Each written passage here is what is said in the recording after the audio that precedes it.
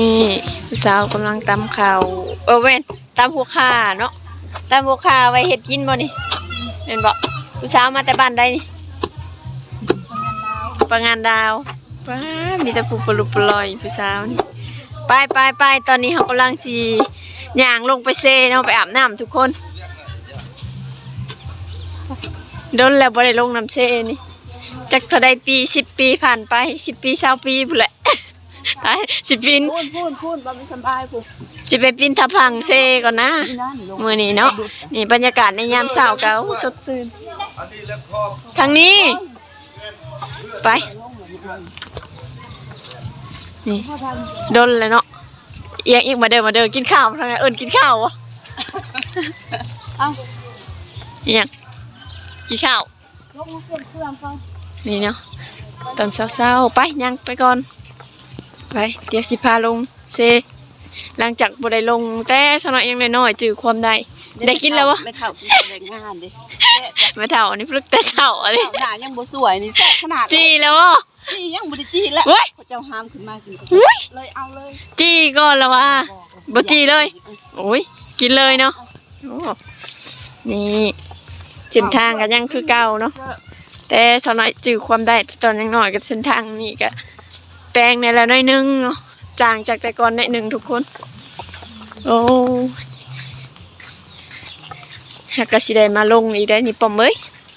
โอ้รถจักรก็ฮอดอันนี้แม่นบ่ฮะโอ้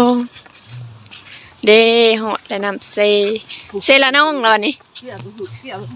แม่นบ่ปอมไกลเติบบ่นี่ลงโอ้ยตายรถบัดขึ้นจากไหนเบิ่งเด้อฮ้อนกับบาดแซ่บบ่แม่เฒ่าโอ้ยเขาจะดุดแกมันแล้วนี่เนาะมีแต่รถซิ่งและขึ้นได้นี่เนาะเฮ็ดใหม่ได้นี่เฮ็ดใหม่ได้นี่ดุดใหม่ๆว่าแม่นนี่บ่ลูกค้าเฮาบ่ป้อมลูกค้าซื้อตำบักหุ่งมาจากนี้นะเหรอเฮ้ยลูกค้าซื้อตำบักหุ่งแล้วนี่เนี่ยเมื่อคืนนี่แหละนี่ลูกค้าคอยอะไรนี่นะลูกค้ากินตำบักหุ่งอะไรนี่นะ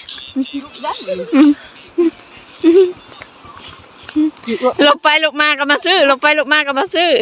หอดแล้วนำเซบอลที่เขาจะอาบได้อยู่ปะ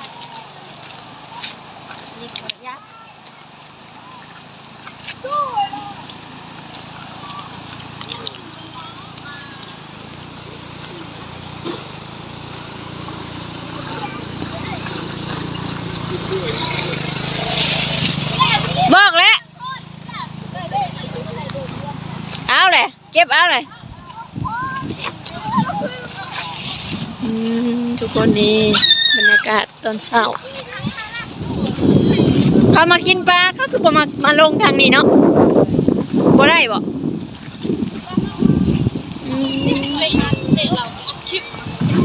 ฮะเช้าบรรยากาศตอนเช้าเซละน้อง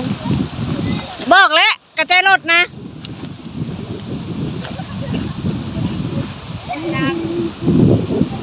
นี่ลูกค้าซื้อตำบักหุ่งคือนี่เห็นอีกแล้วคนหนึ่งคือลมไปพุ่นน่ะลุ่มบัวหนาวเราจะไปทางไหนเด้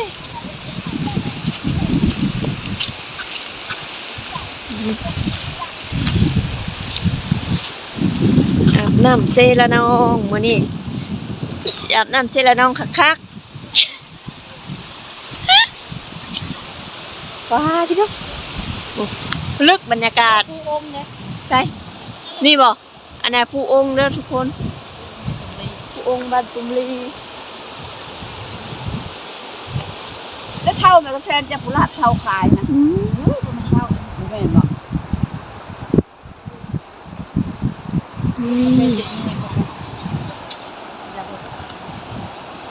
บอกมันเด้อนี่ตอนเช้าทุกคนนี่น้ำแห้งอะไรนี่ทุกคนตอนนี้ฮักกำลังสิอาบน้ำเซละน้องนะทุกคนน้ำก็ต้องทนแต่ว่าไม่ได้อาบเป็นเมื่อคืน แบบย้อนยุคเนาะหลังจากที่ว่า10ได้แล้ว10ปลายปีแล้วเนาะบ่ได้อาบเลยดีสำหรับข่อยนะ10ปลายปี20ปีแล้วเด้จังใดมาอาบแบบนี้หั้นนะบ่ได้อาบแบบนี้ได้โดนเลยได้นี่คันบ่ได้มานอนข้างคืนก็คือสิบ่ได้อาบแบบนี้ทุกคนมาอาบน้ำเซน้ำกันอยู่ในคนนี้นะไปในคนนี้ เฮ้ยหนาวอันนี้ ลบนะแม่นตายแล้วน้ำใสจะอ้อนน้ำใสด้วยว้ายหนาวดิหนาวด้วยจ้ะมาเด้อหนาว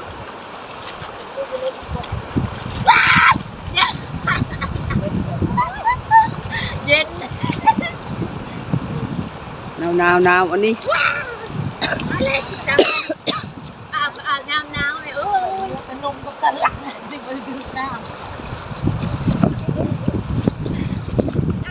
ให้มันลด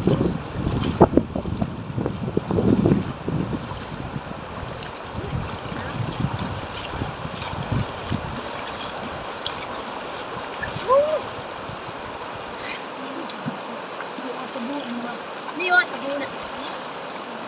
เราได้ทุกคนเลย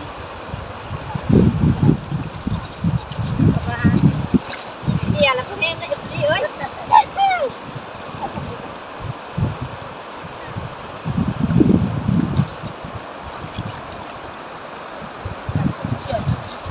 พาถึงอาบน้ำแล้วก็ชุ่มสบู่แบบนี้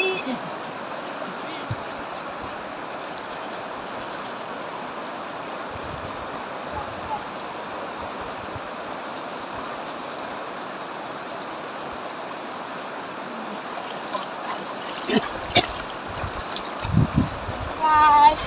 หนาวเด้อ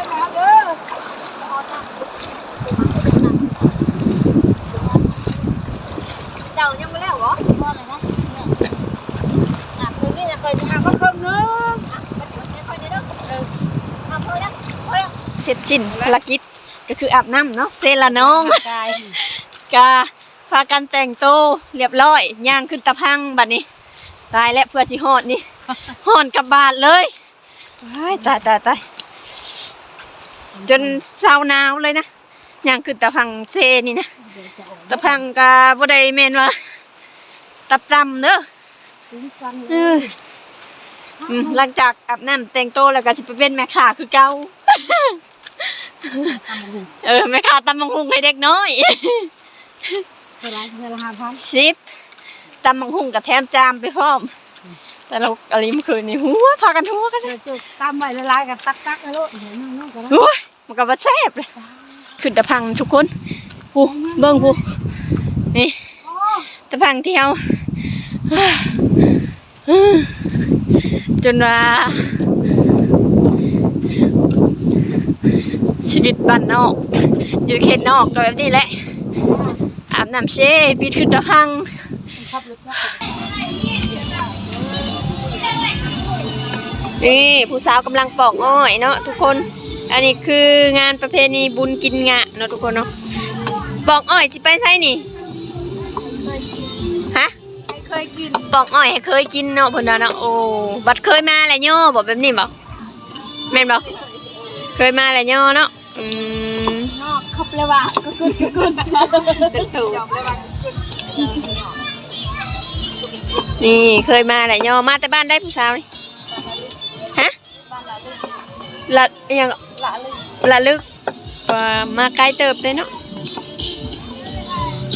บอกอ้อยให้เคยกินนี่เนาะ